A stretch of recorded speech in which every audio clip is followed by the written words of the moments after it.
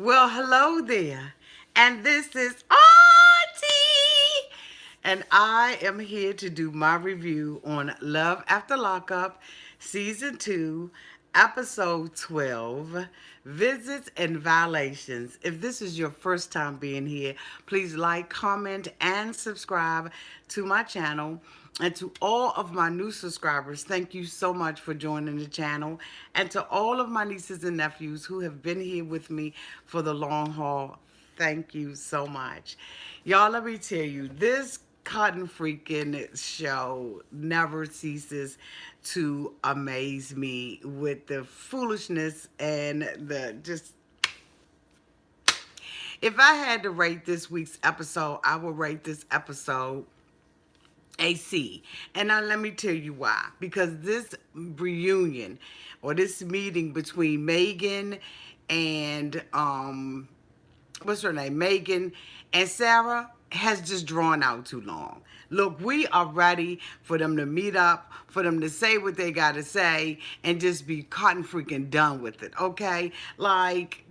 Come on. How long can you continue to drag this out? Thank you so much. Who is that said I look gorgeous? Thank you. I appreciate that. So anyway, we're going to go ahead on and get into this episode. So okay, so who do I start with? Let's start with Marcelino and Brittany. So basically, Marcelino and Brittany have the little baby G, okay, for his first sleepover, and they are ecstatic. They have him at the playground.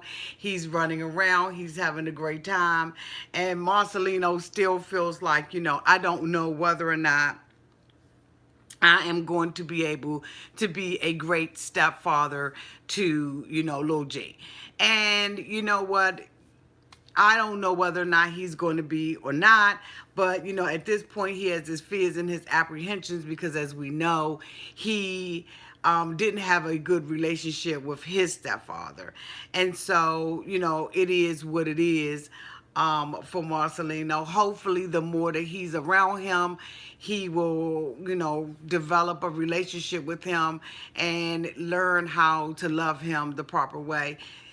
He says that, excuse me, after staying in a hotel for a couple of weeks, that now they have their own place. And, we see, them putting the baby to bed. And so they go and have a conversation in the living room. And this is where Brittany tells Marcelino that she is pregnant. She didn't know whether or not he was going to be excited about it or not because, he said he wanted to wait, but he told her to give him a hug, and all things was all great. I mean, it was all gravy. And so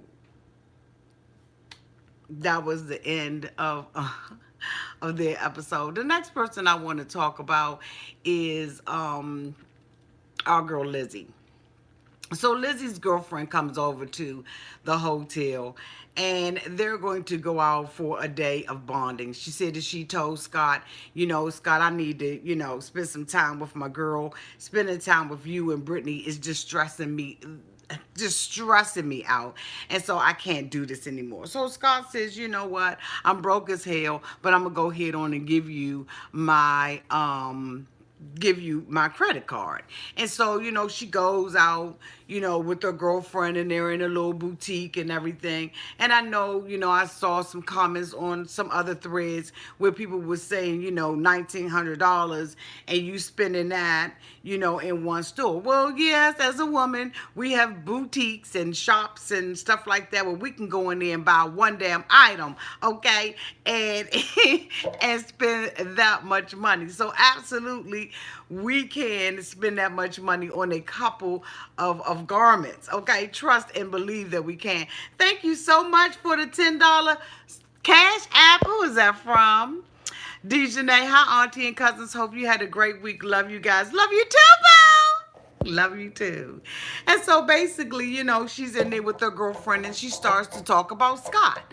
And, she shows her girlfriend the bling that's on her hand. And her girlfriend was like, God damn. I mean, how can you, be ready to get married to somebody and you straight out of the slammer? And she's like, well, he cares about me. I can see myself with him because, he doesn't want to have sex or anything like that. He gives me money. He's my sugar daddy, my sugar mama, my sugar brother, my sugar cousin, my sugar uncle. He's all that sugar all wrapped up into one. And she's like, well, what is he getting out of the relationship? And she said, well, basically, girl, the only thing he's getting out of the relationship is a handheld, and he's getting a little peck on his cheek every now and then. Meantime, in the between time, we see, Scott call his girlfriend, his little black homie friend, homie girlfriend that he's been knowing for some years. So he calls her on the phone and like, look, I'm broke. My credit is shot. I got all this money, and I'm just scared that I'm going to lose Lizzie to Jasmine. I don't want her to choose Jasmine over me. What man what man thinks that way? That he is in competition with your children, except for Lizzie, man. Okay, because Lizzie has made both Scott and her daughter be in competition for her attention, for her time, for her, her listening ear. Because Lizzie is not listening to anything. Lizzie says she don't have to pay Scott back any money. Why should she? Why would she?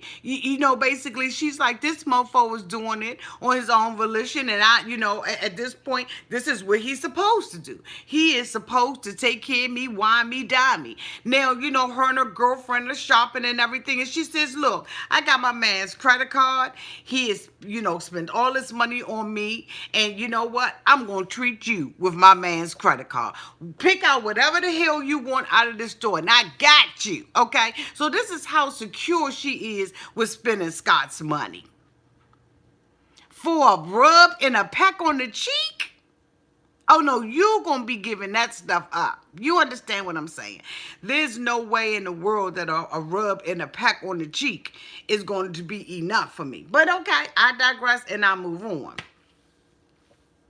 So basically, they get up to the counter with their clothes and everything because the girlfriend is, she's in shock, but she's like, bitch, if you told me to go ahead and shop, I'm going to go ahead and shop. So, they put their clothes on the counter, and now she's concerned. She's concerned because when they went out to dinner a couple of episodes ago, Scott's card was declined. Now, he had another one. He had a reserve card that he pulled out for, emergencies. But basically, he pulled that card out and he paid for that oyster dinner that she had. And so, the girlfriend is like, she doesn't know anything. She just like, bitch, my stuff on the counter, pay for my stuff. And so, the card comes up and then the receipt comes out and Lizzie is all happy. So they get to Lizzie's apartment and everything. And Jasmine comes up. All right, she's sweaty and everything from her little run, her little exercise. Y'all see y'all auntie been running and exercising too. I am officially 14 pounds down. Yes, bitch, I'm 14 pounds down. Okay, anyway. So, basically Jasmine is, she walks up and she's like, oh, hey, so Lizzie, like a little kid, is like, girl, I went shopping and we had a ball. Excuse me, y'all. We had a ball. And so she's like, oh, okay, what did you buy? Mom, how much did it cost? And she was like, 1,900, such and such and such and such and such, almost $2,000. So Jasmine was like, nah, bitch, that wasn't right, right? So Lizzie told her girlfriend, girl, bye. My daughter about to get rickety raw. She about to disrespect me in front of you, girl. Girl, give me a hug, girl. See you later, girl. Tell her, because I don't want you to hear it.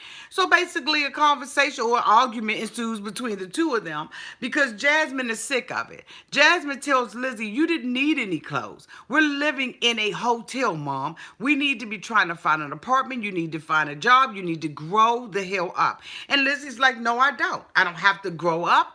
I'm a Toys R Us damn kid. Don't you see that car sitting in the parking lot? I'm getting what I want out of my man. Scott promised me that he was going to take care of me till the day I damn die. Okay? I have a ring on my finger and everything else. Jasmine kissed my ass. It's basically what she's saying.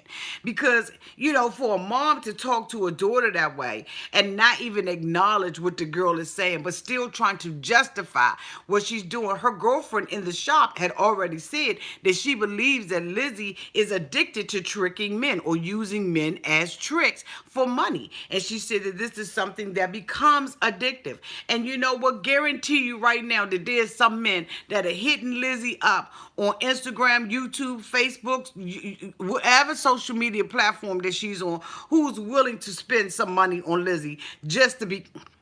Let's just keep it all the way 100, okay? Now, if they in my DMs, damn it, I know they in hers, all right? But anyway, I digress. And so basically, Jasmine was like, Mom, you got 10 bags of clothes that's already upstairs. She says, well, some of them don't fit, and then the other ones are from Goodwill. And Jasmine's like, but they clothes nonetheless, Mom. Jasmine also is concerned because she said, when is this going to stop? When is it going to end? What's next? He already brought her a car. He's been financing all these apartments and doing all this stuff, not knowing that meantime and in between time, Scott is over there calling his girlfriend and saying he's broke as hell. He doesn't have any money. He doesn't know what he's going to do with himself. And he's afraid to tell Lizzie. But the girlfriend was like, look, you're in over your head, Scott. You are in over your head. So at the end of the day, Jasmine says, Mom, you can do something else. There's more that you can do. So Lizzie says, what? What is it I can do to help myself? She said, you can work out. You can do things like that. And so Lizzie's like, no, I'm not going to work out. I'm not going to pay this bitch back any of his money. I'm not going to do any of that. And so Jasmine just flat out tells her mother, you're a greedy bitch. Okay? And she's like, what? She said, you are a greedy bitch. And walks away. Because Jasmine is basically done with her mother. She's done with her mom. Right or wrong, sink or swim, she's done with her mom. Now let's talk about Clint. Clint is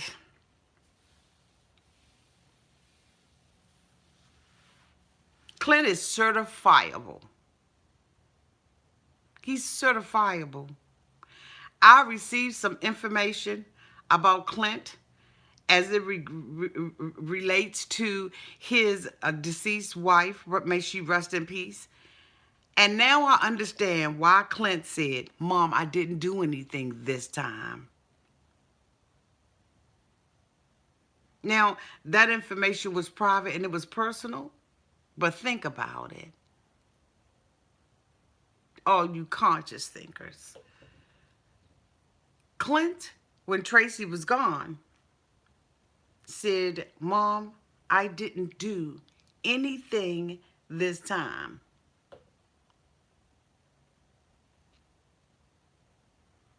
Okay. But anyway, we see Clint. Clint is on his way to go and see his woman. He wants to see his goddess, Tracy. And so he hops his ass in the car with his friend. Who the hell was that Opie 2.0? I don't know. But he sure the hell was Opie 2.0. He got in the car, and I mean, that mofo was talking like he had 1,000 cotton balls in his mofo mouth. I couldn't understand a goddamn thing that he was saying, other than gas, time, money, lawyers. Who the hell was he? I said, if this isn't looking like the goddamn Andy Griffin show to me, I don't know what the heck. I mean, this is like a flashback in time. Help your auntie out. I just was waiting for Aunt B to come out of the woods, the bushes, the grass. Where the hell is Aunt B? So he gets in the car, in the truck, with his little, with his OP 2.0, and they go and they riding because they're going to go and see Goddess. He said that he has paid for her lawyer and her legal fees, and he's going to continue, damn it. He's going to continue to keep doing that. So I said, okay, all right. I mean, I ain't said nothing about it. It ain't my money. So they driving over, they get in front of the jail, and then the lawyer calls. Clint is in the car. You know, he has the cell phone. Hey, Paul. Mm-hmm.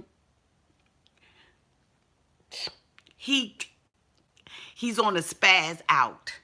This mofo doesn't know how to take any kind of news. Bad news, sad news, good news, just news, period. He spazzes out, gets out of the car. His friend don't know what the hell is going on. He throws his phone across the, just straight throw his phone. Bitch, how you gonna talk to Goddess? How's Goddess gonna call you if your phone? He goes off and he's mad because he can't see Goddess. And I'm saying, you know, Clint really getting on my damn nerve. His friend is like, I tried to tell him just go head on in and all in marriage, but that ain't what he want to do. He could be done with her ass. You know what I'm saying? I mean, you know, I'm just saying. Gas, money, lawyers. Gas, money, lawyers. Gas, money, time. Gas, driving time. God damn it. God damn it. Clint is upset. He has spent all this gas, time driving over there, and money, and he can't see Goddess. And so this week, I'm done with Clint's ass. Okay? Done with Clint's ass. Bling, bling, bling, bling, bling. Now, the next person that we want to talk about is this damn Megan, Sara, and Michael debacle. I think I've covered all the other couples, didn't I? Let's see.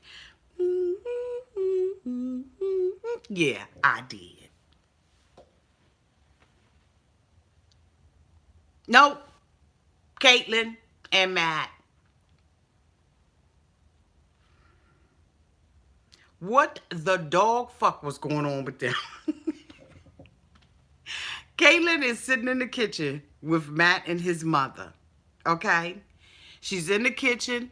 The mother is making bacon. God damn if she don't make the bacon and bring it home and fry it in the pan too. I mean, working 9 to 5. Okay? This woman, every time we see her, her ass is frying bacon. But okay, I digress. So, you know, basically, you know, they're talking about, you know, the mother and Caitlyn struggling. And she says, you know, Matt for the last 2 days has been the man that she's wanted him to be for her. He's been licking her, you know, her Watusi and all of that kind of stuff. And we see that they're still having problems in their relationship. Okay, no big secret to us. And so they're both having, you know, they're sitting there and they're talking. And the mother said if they weren't together, then the two of them would be struggling. Hell, they struggling together.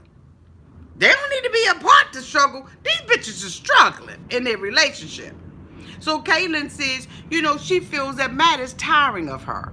She, you know, sacrificed her relationship and moved out of her mother's house because of her relationship with Matt. And she wanted to prove her mother right. But you know what? When she had the opportunity to talk to her mother, the bitch was running and throwing phones across the restaurant. You understand what I'm saying? And so now here it is, your mother is deceased. And you had no idea. You didn't know that, you know, you couldn't redeem that time. And that mama was going to go on to glory. Okay, and so now you want to blame a mofo for it. Okay, you basically want to blame Matt for it. You feeling bad, you feeling low about it, and now you want to, you want to take it out on him.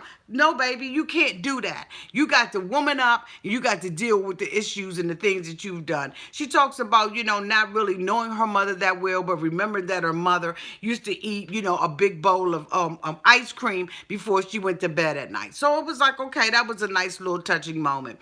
And so we see her ask Matt, you know, did you do what I told you to do? Bitch, his mother frying bacon. His mother frying bacon. See, the problem is that you want to come up into another woman's house and you want to be queen bee with Matt. But as long as Matt living with his mama boo, he your boyfriend. He ain't even your fiance, okay? He not your man either. He's your boyfriend. He's a little boy still living in the house with his mama. Okay? Let's go head on and just talk about it real quick. You having problems with dealing with the grief that's going on. You want Matt to be the all in all. You say now Matt is the only family that I have. Okay, that very well may be true. But Matt can't be your all in all. He can't be your everything. Matt said, look, damn it, I just don't want to keep on arguing with your ass about stuff. So basically, she goes outside, because he didn't put it in her car when she wanted him to. He said, I didn't know you wanted me to put it in the car. She said, yeah, I wanted you to put it in the car so that I could just get in the car and drive off. And so Matt was like, all right, damn it, I'll go ahead and put the stuff in the car. So, she goes out and then she leans over in the car. Hey, come here. I just want to let you know that I just need I need some help. Matt said, yeah, okay, I know you need some help and everything, but what you ain't going to do is harass the dog. You know what I'm saying? Up out of me. And so basically she tells him to make sure he takes the trash can in. See, Aunt Caitlin, That's his mama house. That's his mama house. That's his mama house. You ain't going to be able to run that man long as he up underneath his mama like that. Come on now, damn it, we got to take this bitch to school. So, again, we see her, pull off, and the next time we see her, they're going to get the ashes of her mother because her mother was cremated. And so, she goes into, the funeral home and everything, and she's, greeted with, a nice little black goddess, okay? Homage. And so, the sister is like, hey, how y'all doing? And so, Caitlin's like, she's grieving. And he's like, Matt's like, I just want her to allow me to be there for her. We see her sit on the chair. She's got her back to him. How the hell you gonna say you need some tenderness and all of that when you acting like a tough ass steak okay, not cut on the bias? How in the world can you say that you want him to show you all this love and affection and you being a biatch, a straight biatch, for no reason? It's understandable that you grieve it. But guess what? At the end of the day, you got to deal with that internally. Nobody can help you grieve. Nobody can shorten the process for you. And nobody can make it easier for you to grieve, Caitlin. This is something you got to deal with yourself. But if you want tenderness, you got to be tender, bitch, and cut on the bias. So basically, sister girl sits down. She comes in and she's got the little bag and everything. She's about to pull her ashes out. Caitlin was like, nah. I ain't trying to see that right now. I need you to go ahead and keep that in the bag because, I'm not used to stuff like this. So the lady was like, all right, then, calm the fuck down. Bitch, calm the fuck down. I mean, well, what else can I help you with? I mean, y'all seem like y'all going through some issues and everything. What else can I help you with? She was like, I just need somebody, who's going to be there for me and everything. And, he's going to care for me and he's going to do what the fuck I say to do when I say to do it and how I say to do it. So Matt was like, nah, I'm trying to be there for your ass, but you making it difficult. And so the sister is sitting there like, go ahead on and talk. Matt don't want to talk. I don't blame Matt because damn it, this ain't a counseling session. This isn't a dating counseling session. This is not a premarital counseling session, and this is not a marriage counseling session. This bitch got some ashes of your mother that she's trying to give to you, and we don't have time to sit in here and talk about our relationship. Now, no disrespect to, her mother and to the dead, okay? But this is what your ass is in here for. You're not in here to get no damn marriage counseling. Now, Matt may be a dumb mofo, but I'm here for it with Matt today, okay? Because Matt was absolutely correct. She wants to get up, run back and forth, and I'm saying, why are you running back and forth? Sit your ass down, have a conversation like a grown woman. You sitting in here talking to a funeral director / grief counselor about your relationship. That ain't got a damn thing to do about what's in that bag. And this is not the time nor the place for you to even be bringing that up. If you got issues, then you need to go ahead on, use whatever kind of health insurance you have, and go ahead on to get us some marriage counseling. Matt said, look, I'm not used to accommodating anybody. And you know what? We've all seen that. This bitch won't even get a job. She's talking about the job, but she doesn't even know how to communicate well so that everybody understands what the hell is going on with her. Communicate, bitch. Say, you know what? I need him to get a job. I've asked for him to get a job, and he has not done that. She's going to sit up there on the wall, okay, because this is the first time she ran, on the wall talking about, it's been months. No, he's only been out 7 weeks, so that's only been a month, okay? You're going into week 8, but right now, they made sure that they showed us that this was week 7. So your ass, no, boo. And you know what? Ain't nobody holding you hostage up in that mofo house. Ain't nobody making you stay up in there. Matt said, look, damn it, this is the first time I ever had a girlfriend. When I was in prison, everything was cool in the gang because you was putting money on my books and you was calling me and whatever.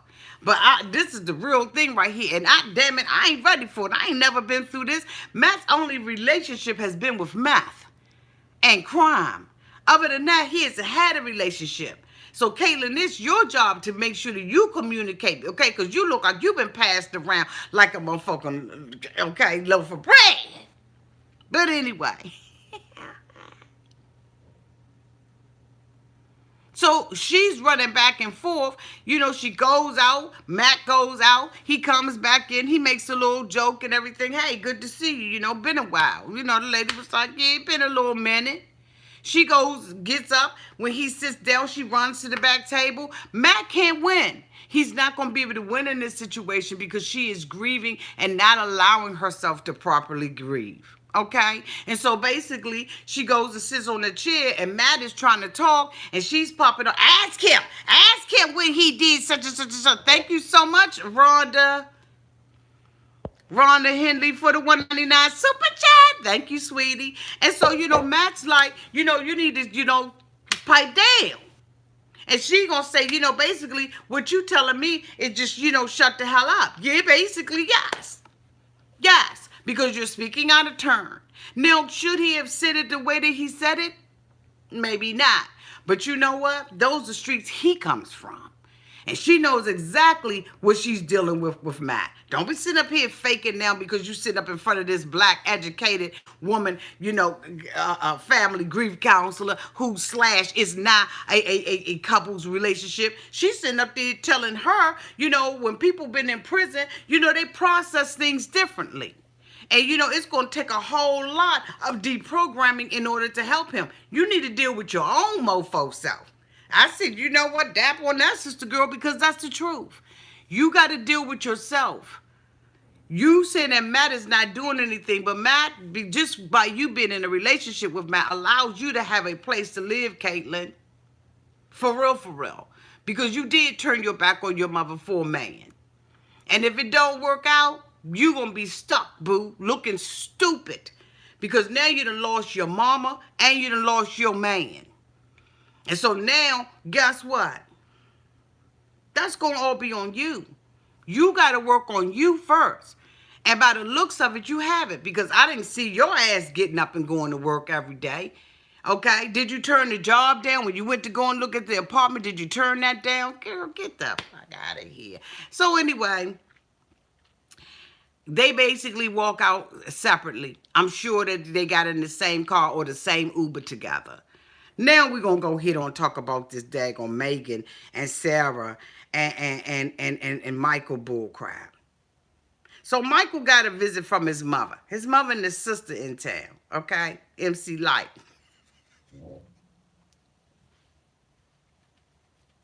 That bitch had that band around her head. She said, bitch, I want to be like Mike. I said, what is she doing?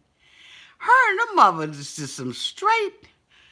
Damn, they need to look at some of my... Okay, but anyway, you know what? Let me back up off the sister and the mother, because they look in a hot-ass mess.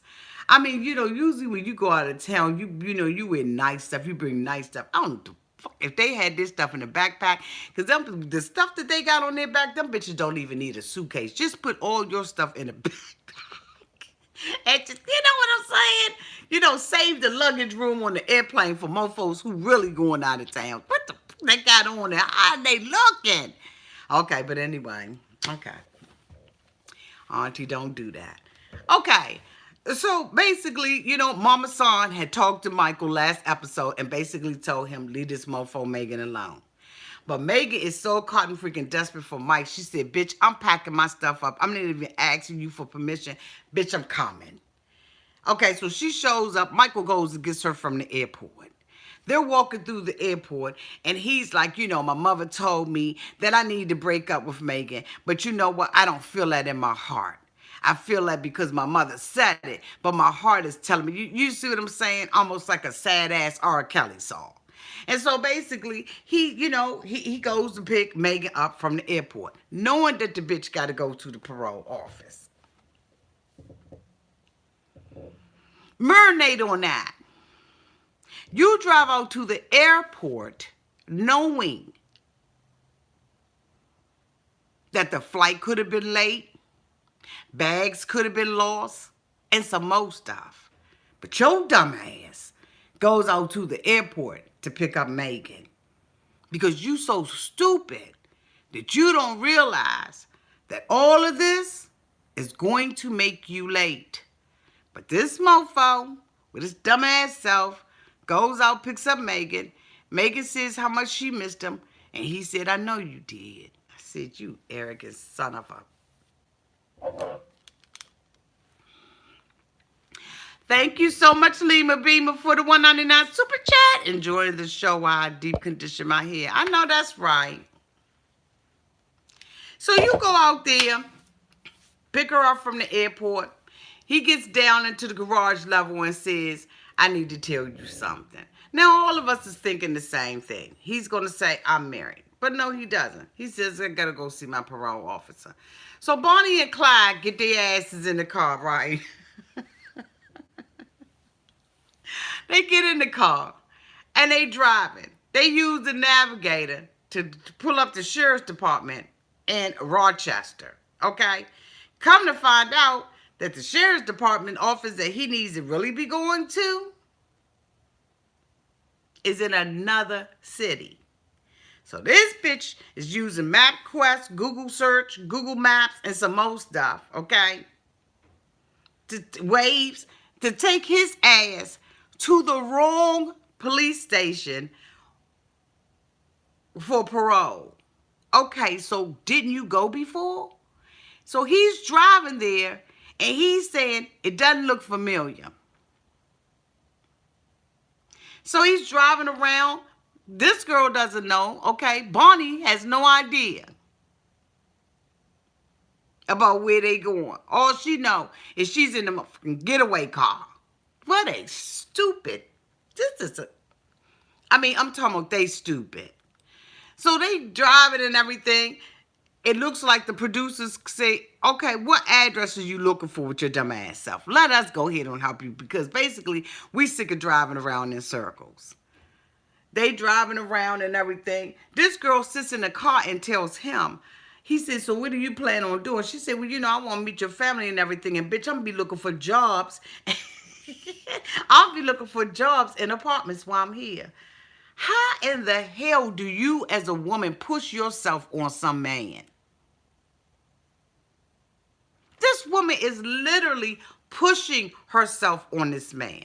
She said, I done gave up my virginity and I am going to just lay up with him. I want to touch him. I want to grab him and I want to get stuck again because I love the way it felt. It just felt oh so good since I'm a virgin and everything. Okay.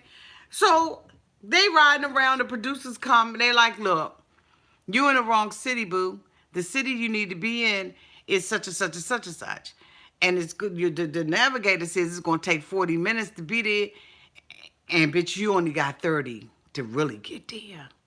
So next thing you know, Michael is out there driving like, she like, babe, hold up, babe. He whiplashing her and everything. She's scared. He said, light me a cigarette. She liked the cigarette. He got the Newport. He driving like a bat out of hell, okay? Because at this point now, they Bonnie and Clyde to that mofo. Let me tell you something. It don't make a difference whether you speed or not, whether you ride on the back of bitches' bumpers, or it don't make a difference if you drive up on the mofo, shoulder on the sidewalk, bitch. If it say 40 minutes, bitch, it's going to take you 40 minutes. That because that 40 minutes that's on there is talking about traffic too, bitch. It's not just talking about the roadway. So you could drive like okay, it didn't make a difference. This bitch is up in there, babe. He's like, what street, what street? She's like, I don't know. So eventually he takes the phone. Now he's smoking a cigarette, got the phone and the steering wheel. And he pulls up. And the New York finest is waiting on that. Yes. They're waiting. Ding, ding. Bitch, you got mail. When he pulled up, the cop was like, oh, what's up? So you gonna come up in here late? Megan's sitting up in the car.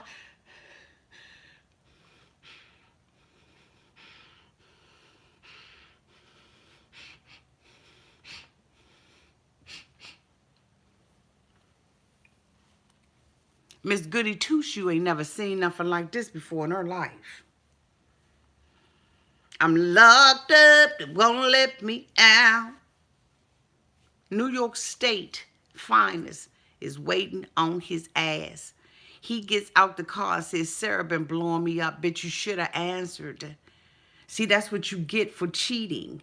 That's what you get for doing your dirt. See, karma came back, and karma came back very quickly, okay? And not on on Sarah's behalf, but on that unborn baby's behalf. Karma knew exactly where your GPS dropped your ass off. They got up there up in his face and said, mofo, you ain't even supposed to be driving, but yet and still you got the nerve to ride up here in the car. See, because he wasn't anticipating New York's finest waiting on his ass outside. They wasn't even inside, okay? They was outside waiting on his ass. While his little side piece was sitting in the car scared. Not only did they go through the car, but they told her, he belongs to us now, biatch. Get out the car.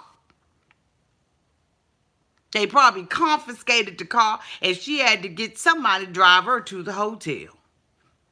Because they was not playing with him. They said, not only are you going to get a violation, okay, for missing your parole, but you're also going to get a violation, bitch, for driving. And she says, well, it's mighty funny. He told me he could drive. Bitch, he told you he was single too, didn't he?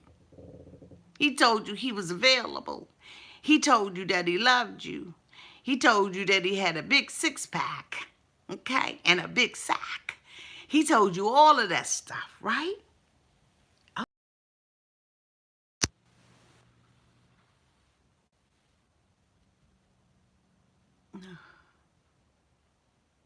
Sorry for that, y'all.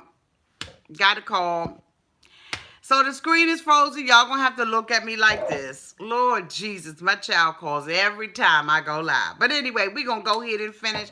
Y'all can just look at your auntie's pretty face, all right? So basically, they're riding around and everything, and they're doing what they do. And they're pulled over.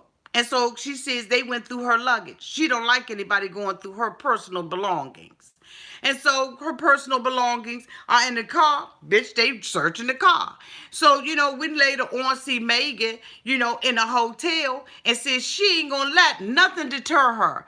This bitch starts taking her clothes out in a fury. You understand what I'm saying? She's slinging the clothes all on the other extra bed because she said, and I am telling you, I'm not going. Cause you're the best man I've never known. Okay? So she's got her stuff and she's doing what she's doing.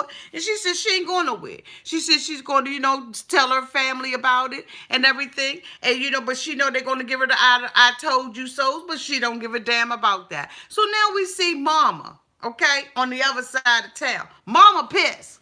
Mama standing out in the parking lot crying and everything. Now, I don't know if y'all noticed it, but I need y'all to go back and look, and I need y'all to come back and comment. When the sister was sitting there talking, there were fingers on her shoulder, but there was no person showing up. We TV, when you wipe a mofo out of the scene, Wipe their whole entire ass out the scene. You didn't even wipe out the fingers that was sitting up on the girl's shoulder. She's sitting up there looking like a goddamn alien. First of all, she got the wrong ponytail, wrong hair, wrong jacket, wrong sweatband on her mofo head. But then the bitch got 3 fingers sitting up on her shoulder, but she ain't got nobody that's showing that they hugging her. Will you cut it out? Cut all of it out, damn it, because we caught that, all right? Y'all know y'all auntie be catching that stuff. So we got mama out there plucking tears about her eyes. Talk about, he just keep going through this process over and over. Wait a minute, skirt up. What do you mean he goes through this over and over? The mama, Michael said he didn't know what was going to happen to him. He didn't know what the repercussions of missing his parole was. But guess what?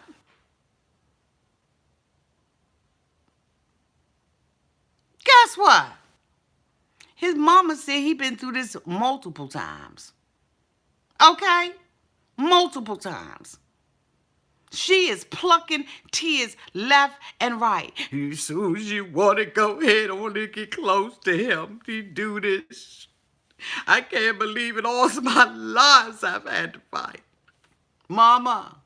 But now mama mad at Megan. Mama mad because mama done figured out the game. Mama done figured out that he went and picked up Megan ass. But mama, you knew Megan was coming. You told her to break up with Megan. Okay? You should have told that bitch catch a Uber. But anyway, I digress. So mama goes up to Megan's apartment, knocks up on the door with a script. I said, mama, you can't say this anybody. Mama said, the hell with it. I'm just going to use this script that they gave me. I'm going to read off this mofo. I'm going to go ahead on and stand up here in the stairwell while my daughter's standing out there, talking to her yickety yang yang yakety yak, about, her brother, doing this. He need to do what he's supposed to do. Everybody sit up there trying to act like they don't know why the hell he didn't make his parole. Because the bitch was going over there to pick up Megan. That's why. Ain't nobody stupid. So the mother knocked on the door. Megan opened up the door. Hey, how are you? Look, I ain't got time. All right, I'm just going to read off this mofo script, and I'm going to tell you, Michael, Mrs. Parole, they locked his ass up, and he going to be locked up for 4 months. Well, can you, nuh-uh. Don't ask me. Michael's locked up, and he ain't gonna be out for a while, bitch. And you to blame for it, bitch. And so, Megan was like, but can you tell me? No, but no. Stop. No. He locked up. He ain't coming out. So you try to get you some sleep like I've been getting. None, bitch. So Megan said, well, bitch, can I hug you? Can I snatch that mofo raggedy ponytail off? Can I gel your hair down for you, bitch? What can I do for you? Okay, because you done came up in here rickety raw, and I don't know why you acting like that. You know what I'm saying? But, can I do something for you? I got a couple of brushes up in this mofo for your ass. So, basically, she was like, I'm out. I don't have nothing else to say to you. What you mad at Megan for? Your son is the one that's cheating on his wife, not Megan. Megan is single. Now, should she be screwing with him, knowing that he's married? No, but she doesn't know. She's not aware. Or at least that's what it appears that. But according to Sara on Instagram, Megan knew about her the whole time. Well, bitch, you knew about her the whole time. So, if you ain't stepped to the bitch, nah. So, the producers asked Mama Mabel, you see what I'm saying? You gonna tell Michael? She said, no. Tell Sara? She said, no, I ain't telling her nothing. That's his responsibility. I ain't got nothing to do with this. But I tell you what, this bitch ain't going nowhere. He gonna have to handle this on his own because that bitch gonna keep coming back. She gonna keep coming back. Long as she think it's a breadcrumb there, that bitch gonna keep coming back. And you know what? I agree with her 100%. Megan said, I'm not going anywhere. She took that luggage out. She said, I got a one-way ticket, bitch, and I can go back anytime I feel like. And I'm thinking, where the fuck does she work that she can be out there for months and weeks on end? When we take a vacation, we take a couple of days and we bring that ass back home so we can go ahead and continue to make that money to pay the monthly bills. So, basically, Mama said she ain't telling Sara nothing. So she sits down at the table with Sara and they sitting up there trying to figure out, why he missed his parole, why he was late. He was 10 minutes late. Okay? And Sara said, I'm calling BS on the game. But I'm about to go through that mofo's cell phone. That's exactly what I'm going to do. I'm going to go through his cell phone and some more stuff, and I'm going to find out whether or not this mofo is doing the right thing. Because I was texting him, it kept going to voicemail. He wouldn't answer his phone. And I'm trying to tell you, I usually take him myself. But this time, he didn't want me to take him. I wonder why. Y'all, this episode, like I said, I gave it a C simply because they are not showing this confrontation between Megan and Sara. I'm sick of the bullcrap. I don't need to build up. I just need you to show me the confrontation, okay? Damn it, that's all I need to see. We got a couple of more weeks of this, y'all, and then that's it for us. Now, what I want to tell you all is that tomorrow I will be coming out and talking about the Jesse Smollett case, and I'm hoping that you all are here for it because I'm ready to talk about that mofo doing what he did. Yes, I will be having the phone lines open so that you all can talk about what you would like to talk about this case. For those of you all who are not aware of it, please go out and make yourself aware of it so that we can talk about Jesse Smollett and his lying ass. Okay? His lying ass. And I love you. Mwah. Sorry about the screen freezing. My daughter called in and just jacked it up. And I'm about to call that ass. Love y'all.